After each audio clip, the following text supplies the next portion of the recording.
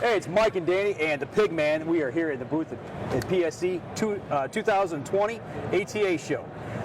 Welcome to the team, dude. Welcome to the team. I've been here a long time. Y'all just didn't know it. I was years and years and years ago, man. I got boxes of limbs.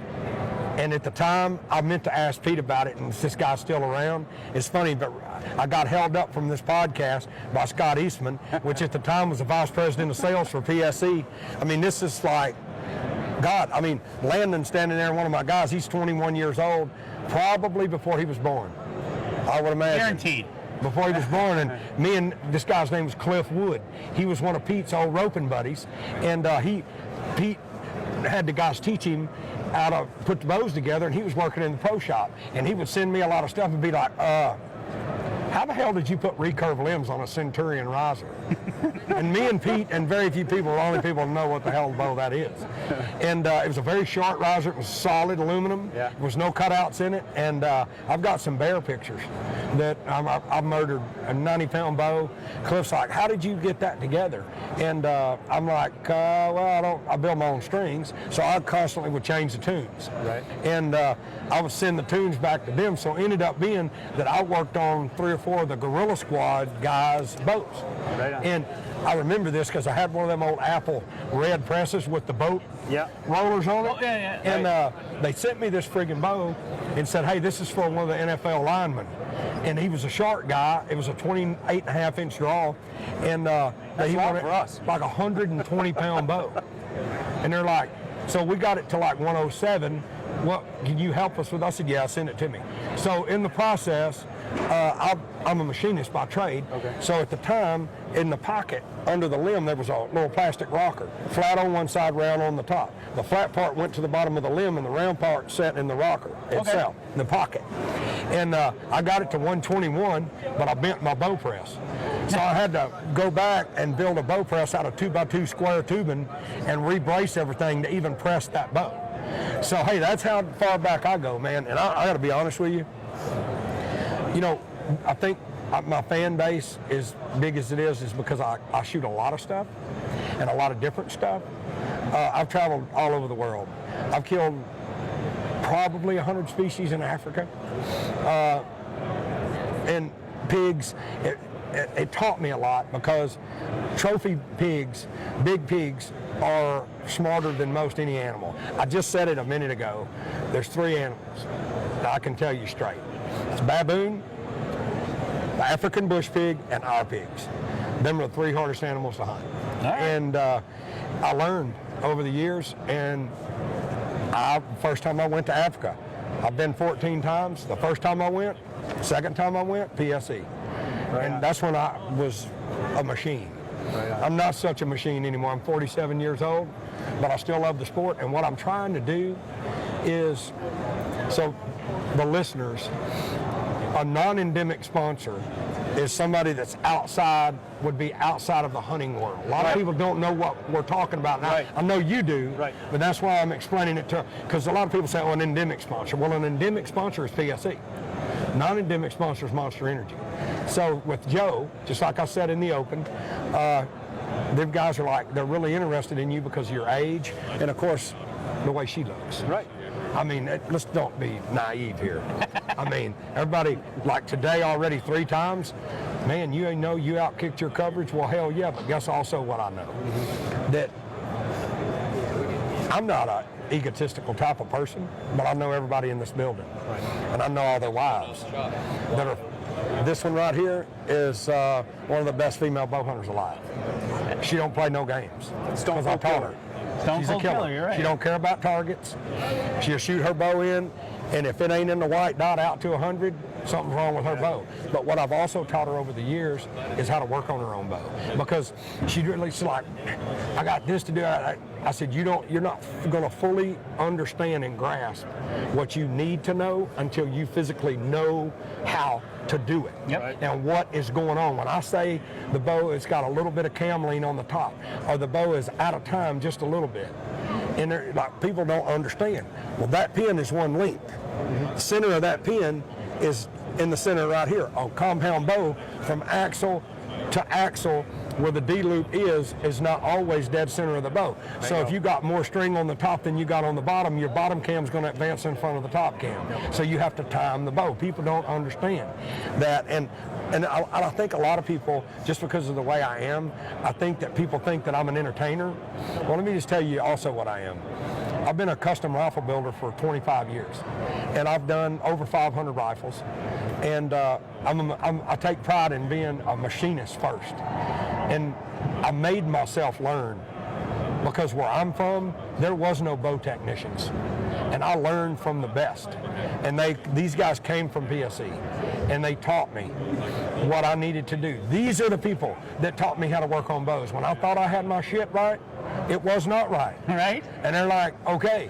And I was in that transition from single cam into the hybrid, and I'm like, oh my God.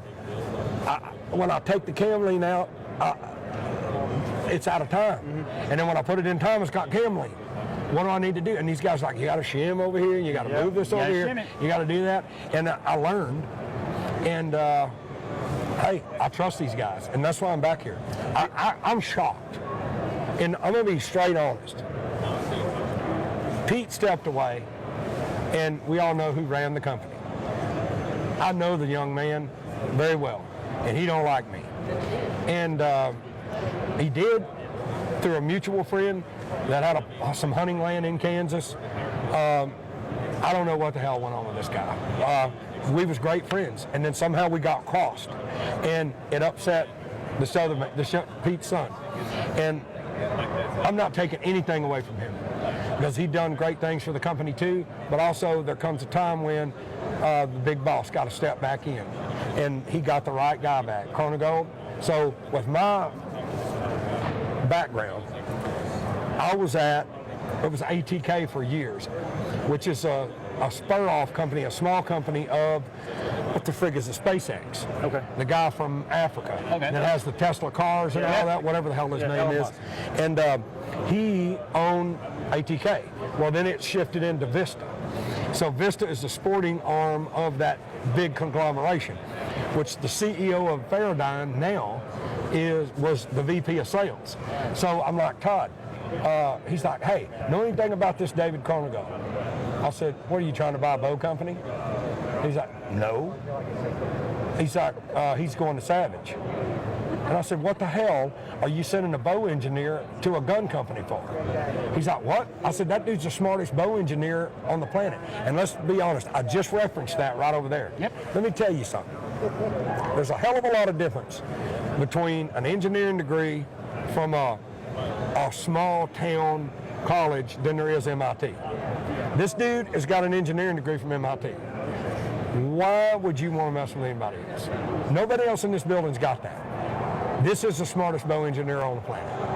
And that's why I'm here. And Pete's back. Respect. I said it last year. I had a contract with somebody else. They crapped on me, run out of money, and just said, well, we know we owe you, but we're not going to pay you. The hell with you. The hell with your son being in college. You don't need to pay his tuition. They don't give a shit about my family. So I don't care about them. And this truck is pointed in the exact right direction to crank it and floorboard it and eliminate that problem. Hey. And I don't want to be disrespectful, Right. because they mentioned a minute ago there are many great bow companies in here, and they are. Right. I'm not taking that away. Right. I'm telling you where I'm going with non-endemics. I know where you're going. I am going to bring a whole new wave of people into this industry. That's awesome. And this is the company that fits me. Well, There you go. speak about that a little bit, about the non-endemics. Bringing them in, bringing Monster in, the impact that makes.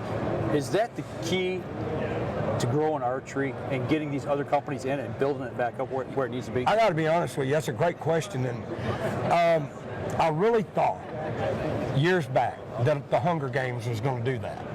I really thought that it might get the young people kind of back into, and I remember at the time I was with Bear Archery, and they saw a spike on their traditional side. Okay. Like, their cheaper takedowns, Right. and the kids wanted what she was shooting, Right. a bow like that. Right. And I thought, man, this is going to breathe life back into it. I think it's a combination of things like that, That helps. But then more youth programs in schools. Like, I'm from a rural place. And my son's school didn't even offer an archery program, even though I was going to fund it totally. Give them all the bows, the targets, the arrows, everything. You don't have to do nothing. You don't spend a dime. Show up, shoot. And they just, Wouldn't do it. they're not making the time. Here's what I'll say. Split the shop time. All guys are not going to be a builder or a welder. Right. But they damn well might be an archery guy. Right. Let's go and get one of these archery guys that shoot for PSE, and let's see where they come from. Did he run a grinder in the shop? Did he have a show steer? Did he have a damn sheep? No. Maybe he was a bow shooter. Maybe if they'd have started him a little younger in school, he might be the #1 shooter in the world. Yeah, you And don't know. don't get the attention. But bringing the non-indemns into it, I'm trying to pull the kids off the games. And if they're going to game, they're going to game with a Cabela's or a Bass Pro Hunt game. Yeah. And that's why I brought the Monster Gaming trailer to this event. All right. So they can, it makes more sense than it's some kind of Call of Duty or some crap Right. like that. Right. And look, I ain't saying there's nothing wrong with that, but I'm saying it needs to be limited. Right. The parents out there, set a time. And I was talking to a mom earlier, and she had totally banned her son from playing Fortnite. Get off there, man. This is where it's at. If you ever shoot a bow once, you're done with that game. Absolutely. Then you're going to say, can I sell my PlayStation and buy one of these bows? Right. Because it's the coolest thing ever. I have killed, I don't even know how much. I mean, over 200 episodes. At one count, around the 100th episode, it was in the 500-600s. And bow kills, people ask me all the time, I don't spout that number because I'm going to tell you why. I killed more before I did TV than I did, but it's from where I'm from. Right. We have MLD level 3 programs that these animals, these deer have to be harvested or you lose your abilities to manage your land that next year. They'll Right. cut your Sure. quota Right. down. So these guys are like, hey, I need to shoot 60 does and 30 bucks. And we go in and I've just been there, man. Practicing land management, resource there. management, animal management. And I learned about the product not because an engineer told me, because I shoot it. And I'm like, this is a 350 bow at 65 pounds, and this is a 350 bow at 65 pounds. And I can be honest with you. We can get a grain scale, and you can bring me an arrow over here, and I can hold it in my hand, and I'm gonna miss it 30 grains. I've been doing this a long time. A bow, I can pull a bow no matter what let off it is and tell you what pretty much within 2 or 3 pounds what the bow weight is. But I've been working on bows for a long time, and I know that I'm in the right place, dude. Good. I am here. The non-endemics are critical to marry us back to that group of kids that we're losing. Right, Right. exactly. Growing the sport. We got to get it back in their hands because it's cool. Everybody can bang, bang, bang, but Can you- And here's the thing: crossbows has helped. You know, I think it's bringing more people back because they're like, okay, I don't have the time I need to put in, and they understand it takes a little more time with a vertical bow to get shot back in, shoot your broadheads, and go hunt, all that. The guys have a week off. Maybe they don't want to take a chance, Right. and they're not as good with the vertical bow as they are a crossbow. So listen, as long as somewhere in the title it says bow, You're I good. don't care what you shoot. Okay, Getting good. access I don't care into the what you field. shoot. Yep. But what I want everybody to do that's listening to this podcast, me a favor. If you don't have a kid and you're an archery guy, show it to them. Find a young man or a young lady and say, you know what? I can get on eBay and buy a freaking recurve bow for $25. Yep. I got some old arrows. Yep. So you want to give that a try? Please try to promote the sport because that's what I'm doing and that's what I've asked Pete and team to do. And that's all I want, man. Yep. Right on. And we don't want to keep you too long because we know you're busy. But one thing that we did notice is that you like to give back. Your manager, you got him a bow, and he's a veteran. And between the veterans, education, you seem to be a lot into that, and I think you're going to push that as well. Give it back. Doing what I do is hard, and it's very easy sometimes to be a selfish person, and to I got to a point where I'm just like, I don't really care. I mean, I'm just gonna run over everybody, you know? Because I know when I got to the point where I shot against some of the best shooters, and I'm like, okay, I thought there's way different what I thought. I mean, I got a friend at Lancaster, owns Lancaster, Rob Caulfield, and I shot a commercial for another air company that I was sponsored by at the time, and I shot against Levi Morgan. And I think Levi was surprised. Rob said, hey, don't play with that dude. He'll beat you. If it's a random contest, like zip line 3D buck, Right? rotating bottles full of oxygen, boom, they blow up, and he's like, Game on. this dude right here. And then an unknown distance, license plate with a 1-inch Birchwood Casey dot, top left corner, whoever cut the dot. I won't say nothing, but you might want to ask Levi. So I just want people to appreciate it as much as I do and love it as much as I do, and think, I'm going to tell you something. The coolest thing is about archery is not actually just the shot. It's picking your bow, the color, the string color, building arrows, learn. You can just Google anything anymore on YouTube. Learn how to build your own arrows. That is cool. For you to be a parent, to sit down with your child, and you don't got to spend $1,000 to do that. You can get AAE makes a very inexpensive jig. Building your own stuff and using it, it's this simple. It's like whittling a damn wood spear and going outside and killing your deer with your own wood spear. Now, it don't get no better than that. So there's more to archery. It's like personalizing your own car. But then You're building something. You do. go out and it's. And then I'm like, I get to know Joe, and I just fell in love with the dude. To see how much he does, giving back himself, selfless, never asks for anything. All his full-time job, he is dedicated to these guys that are having trouble. And then he passes these guys on to me, and this guy's like, dude, I seen you after you had your wreck and your recovery. He said, that saved my life. And I'm thinking, I don't really know what he means. Without digging, you don't want to dig with them guys too much because they've been through it. They've been through it. They call this guy Squatch. He's a very good friend of mine. And me and him at a veterans event in Alabama, he said, can I talk to you after the event? I said, sure. We go set in my excursion, and he's telling me, without you, I'd have killed myself. I just friggin' tears, dude. I mean, it still gets me right there. It's changed something in me, totally. And I don't know how to explain it. And all I want to do is to help fix that. There you go. And there's thousands of them. And I feel like that archery is a very good way to do that because it gives them guys something to do.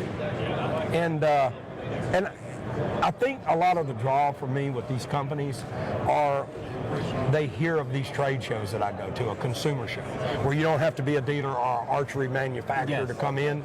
And I've got to do one actually tomorrow. I fly out tomorrow. I'm going to North Carolina to do a gun and knife show. And I guarantee you what it'll be. 8 out of 10 will be kids. Right. And these manufacturers say, like, what the hell? I mean, he draws these kids, and I don't know. That was not my target. I never intended that. You never know. But all I know is this. I was raised a Southern Baptist. If you don't believe in God, you got a lot of problems. And it took me a long time to figure it out on my own. And when you give back, read the Bible. When you give back, it'll come back to you tenfold. But along the journey, I told my cameraman in the last 2 years, I thought I was going through menopause because all I did was just cry all the time. My son went to college, and that was traumatizing. And then me and Uni, we went through some really rough times, and you can see now, no more rough times. We're married. And so I had to do right in my life so I could do right by these guys. Because I don't want to be no half-cocked dude that's giving the wrong message to some guys that provide the very opportunity for me to sit on this chair right here. Absolutely. How about my man running the drone that just exterminated the rat? Yep. That a boy, and he ought to get a free PSE bow. And if I knew who it was, I'd damn sure send him one. Right on. There you go. So, Right on. your listeners, don't always be a taker. And I'm speaking from experience because I was. I'm not anymore. You have to give back. You have to promote this sport. And if you love it, choose one person and deliver that message to that person, and somehow get them the opportunity to shoot a bow if they never have.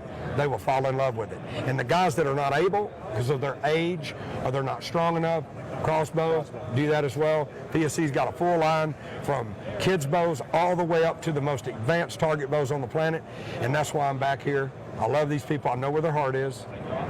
And I got a 5-year deal. So we're going to be doing this every year. All right. Hey, before we let you go, where can people see your stuff? PigmanTV.com.